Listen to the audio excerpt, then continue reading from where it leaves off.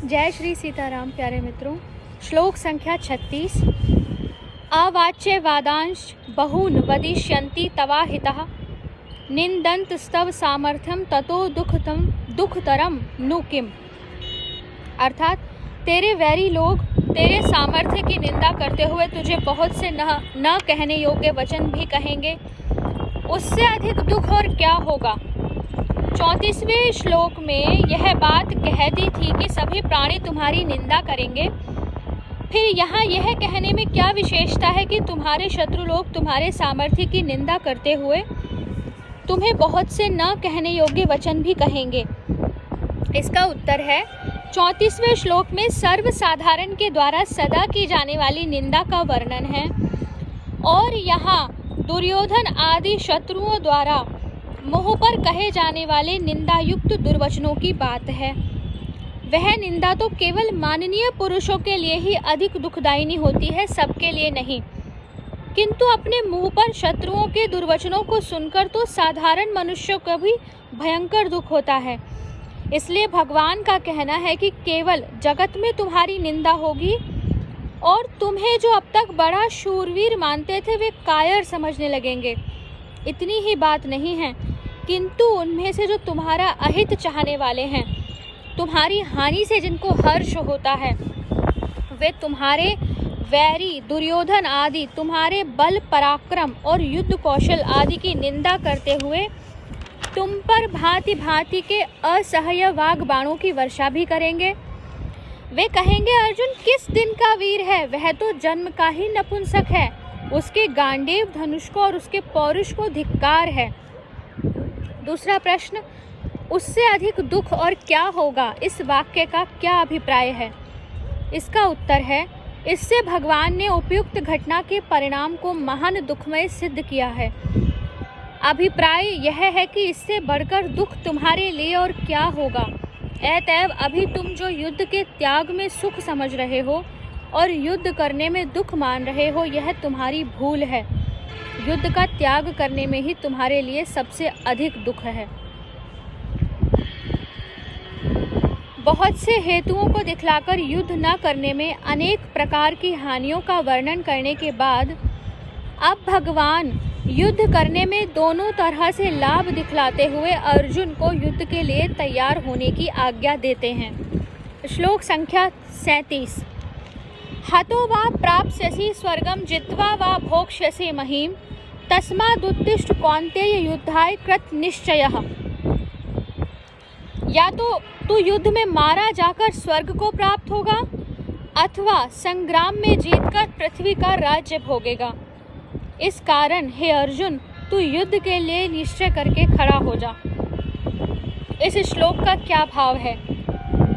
छठे श्लोक में अर्जुन ने यह बात कही थी कि मेरे लिए युद्ध करना श्रेष्ठ है या ना करना, तथा युद्ध में हमारी विजय होगी या हमारे शत्रुओं की, इसका मैं निर्णय नहीं कर सकता। उसका उत्तर देते हुए भगवान इस वाक्य से युद्ध करते करते मारा जाने में अथवा विजय प्राप्त कर लेने में, दोनों में ही लाभ दिखलाकर अर्जुन के लिए युद्ध का श्रेष्ठत्व सिद्ध करते हैं। अभिप्राय यह है कि यदि युद्ध में तुम्हारे शत्रुओं की जीत हो गई और तुम मारे गए तो भी अच्छी बात है, क्योंकि युद्ध में प्राण त्याग करने से तुम्हें स्वर्ग मिलेगा और यदि विजय प्राप्त कर लोगे तो पृथ्वी का राज्य सुख भोगोगे। अतएव दोनों ही दृष्टियों से तुम्हारे लिए तो युद्ध करना ही सब प्रकार से श्रेष्ठ है। इसलिए तुम युद्ध के लिए कमर कसकर तैयार हो जाओ। उपयुक्त श्लोक में भगवान ने युद्ध का फल राज्य सुख या स्वर्ग की प्राप्ति तक बतलाया, किंतु अर्जुन ने तो पहले ही कह दिया था कि इस लोक के राज्य की तो बात ही क्या है, मैं तो त्रिलोकी के राज्य के लिए भी अपने कुल का नाश नहीं करना चाहता। अतः जिसे राज्य सुख और स्वर्ग की इच्छा न हो, उसको किस प्रकार युद्ध करना चाहिए, यह बात अगले श्लोक में बताई जाती है। श्लोक संख्या 38। सुख दुखे समे कृत्वा लाभा लाभो जया जयो ततो युद्धाय युजयस्व नैवं पापम वाप्स्यसि। जय पराजय लाभ हानि और सुख दुख को समान मानकर उसके बाद युद्ध के लिए तैयार हो जा, इस प्रकार युद्ध करने से तू पाप को नहीं प्राप्त होगा। प्रश्न आता है, जय पराजय, लाभ हानि और सुख दुख को समान समझना क्या है?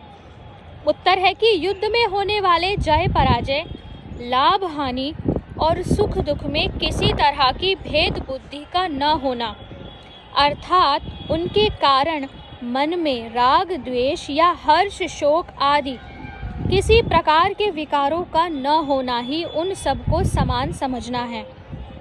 उसके बाद युद्ध के लिए तैयार हो जा, इस वाक्य का क्या अभिप्राय है? इस वाक्य से भगवान ने यह भाव दिखलाया है कि यदि तुमको राज्य सुख और स्वर्ग की इच्छा नहीं है तो युद्ध में होने वाले विषम भाव का सर्वथा त्याग करके उपयुक्त प्रकार से युद्ध के प्रत्येक परिणाम में सम होकर उसके बाद तुम्हें युद्ध करना चाहिए। ऐसा युद्ध सदा रहने वाली परम शांति को देने वाला है। अगला प्रश्न है, इस प्रकार युद्ध करने से तो पाप को प्राप्त नहीं होगा, इस वाक्य का क्या भाव है? इस वाक्य से भगवान ने अर्जुन के उन वचनों का उत्तर दिया है जिनमें अर्जुन ने युद्ध में स्वजन वध को महान पाप कर्म बतलाया है और ऐसा बतलाकर युद्ध न करना ही उचित सिद्ध किया है। अभिप्राय यह है कि उपयुक्त प्रकार से युद्ध करने पर तुम्हें किसी प्रकार का किंचन मात्र भी पाप नहीं लगेगा, अर्थात तू शुभ अशुभ कर्म बंधन रूप पाप से भी सर्वथा मुक्त हो जाएगा। यहाँ तक भगवान ने सांख्य योग के सिद्धांत से तथा छात्र धर्म की दृष्टि से युद्ध का औचित्य सिद्ध करके अर्जुन को समता पूर्वक युद्ध करने के लिए आज्ञा दी। अब कर्म योग के सिद्धांत से युद्ध का औचित्य बतलाने के लिए कर्म योग के वर्णन की प्रस्तावना करते हैं। श्लोक संख्या 39। एषा ते अभिहिता सांख्ये बुद्धिर्योगे त्विमां शृणु बुद्धया युक्तो यया पार्थ कर्म बंधम प्रहास्यसि। हे पार्थ, यह बुद्धि तेरे लिए ज्ञान योग के विषय में कही गई और अब तू इसको कर्म योग के विषय में सुन। जिस बुद्धि से युक्त हुआ तू कर्मों के बंधन को भली भांति त्याग देगा, यानी सर्वथा नष्ट कर डालेगा। यह श्लोक बहुत महत्वपूर्ण है। यहाँ प्रश्न आता है, यहाँ ऐशा विशेषण के सहित बुद्धि पद किस बुद्धि का वाचक है और यह बुद्धि तेरे लिए ज्ञान योग के विषय में कही गई, इस कथन का क्या भाव है? उत्तर है, पहले श्लोक में, पूर्व श्लोक में भगवान ने अर्जुन को जिस समभाव से युक्त होकर युद्ध करने के लिए कहा, उसी समता का वाचक यहाँ ऐशा पद के सहित बुद्धि पद है, क्योंकि ऐशा पद अत्यंत निकटवर्ती वस्तु का लक्ष्य कराने वाला है। अतएव इस कथन से भगवान ने यह भाव दिखलाया है कि ज्ञान योग के साधन से यह संभाव किस प्रकार प्राप्त होता है। ज्ञान योगी को आत्मा का यथार्थ स्वरूप विवेक द्वारा समझकर किस प्रकार संभाव से युक्त रहते हुए वर्णाश्रमोचित विहित कर्म करने चाहिए, ये सब बातें 11वें श्लोक से लेकर 30वें श्लोक तक बतला दी गई। प्रश्न है कि 11वें श्लोक से 30वें श्लोक तक इस संभाव का वर्णन किस प्रकार किया गया? उत्तर है कि आत्मा के यथार्थ स्वरूप को न जानने के कारण ही मनुष्य का समस्त पदार्थों में विषम भाव हो रहा है। जब आत्मा के यथार्थ स्वरूप को समझ लेने पर उसकी दृष्टि में आत्मा और परमात्मा का भेद नहीं रहता और एक सच्चिदानंद घन ब्रह्म से भिन्न किसी की सत्ता नहीं रहती, तब उसकी किसी में भेद बुद्धि हो ही कैसे सकती है। इसलिए भगवान ने एकादश श्लोक में मरने और जीवित रहने में भ्रम मूलक इस विषम भाव या भेद बुद्धि के कारण होने वाले शोक को सर्वथा अनुचित बतलाकर उस शोक से रहित होने के लिए संकेत किया। 12वें और 13वें श्लोक में आत्मा के नित्यत्व और असंगत्व का प्रतिपादन करते हुए यह दिखलाया है कि प्राणियों के मरने में और जीवित रहने में जो भेद प्रतीत होता है यह अज्ञान जनित है। आत्मज्ञानी धीर पुरुषों में यह भेद बुद्धि नहीं रहती, क्योंकि आत्मा सम, निर्विकार और नित्य है। तदंतर शीत उष्ण, सुख दुख आदि द्वंद्वों के द्वारा भेद बुद्धि उत्पन्न करने वाले शब्द आदि समस्त विषय संयोगों को अनित्य बतलाकर अर्जुन को उन्हें सहन करने के लिए, उनमें सम रहने के लिए कहा, तथा सुख दुखादि को सम समझने वाले पुरुष की प्रशंसा करके उसे परमात्मा की प्राप्ति का पात्र बतलाया।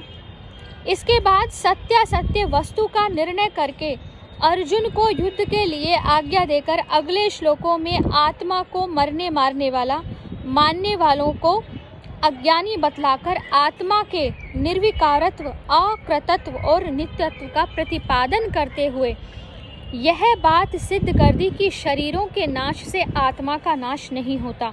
इसलिए इस जीने मरने में विषम भाव करके तुम्हें किसी भी प्राणी के लिए किंचन मात्र भी शोक करना उचित नहीं।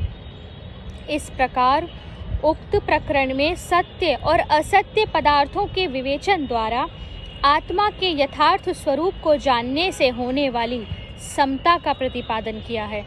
समता हर स्थिति में समान भाव, और ये तब होता है जब हम आत्मा के यथार्थ स्वरूप को अच्छी भली प्रकार जान लेते हैं। प्रश्न है, इमाम पद किस बुद्धि का वाचक है? और अब तू इसको योग के विषय में सुन, इस वाक्य का क्या भाव है?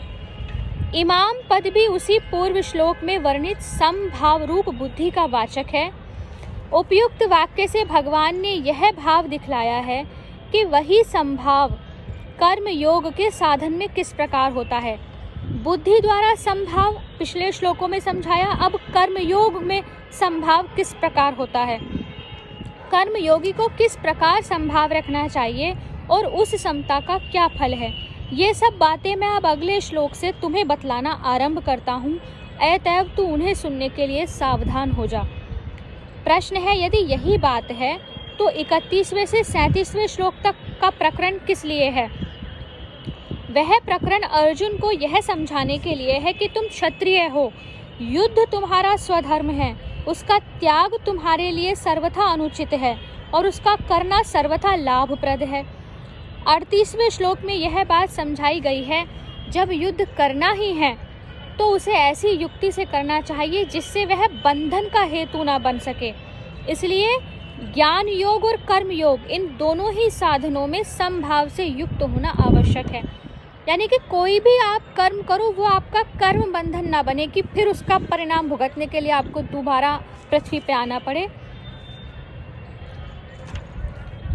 और जो पिछले श्लोक पढ़े उसमें उस समभाव का दोनों प्रकार के साधनों के साथ देहली दीपक न्याय से संबंध दिखलाया गया है। प्रश्न उठता है कि यहाँ कर्म बंधम पद का क्या अर्थ है और उपयुक्त संबुद्धि से उसका नाश कर देना क्या है? तो इसका उत्तर है, जन्म जन्मांतर में किए हुए शुभ अशुभ कर्मों के संस्कारों से यह जीव बंधा है और इस मनुष्य शरीर में पुनः अहंता, ममता, आसक्ति और कामना से नए नए कर्म करके और भी अधिक जकड़ा जाता है। अतः यहाँ इस जीवात्मा को बार बार नाना प्रकार की योनियों में जन्म मृत्यु रूप संसार चक्र में घुमाने के हेतुभूत जन्म जन्मांतर में किए हुए शुभ अशुभ कर्मों के संचित संस्कार समुदाय का वाचक कर्म बंधन पद है।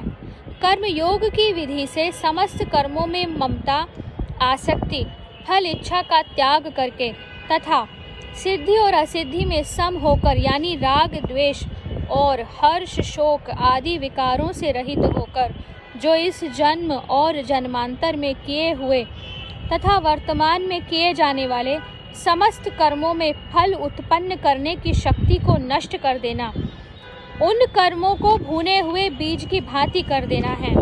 यही संबुद्धि से कर्म बंधन को नष्ट कर डालना है। श्लोक संख्या 40 से हम आगे के वीडियो में पढ़ेंगे। हरे कृष्णा।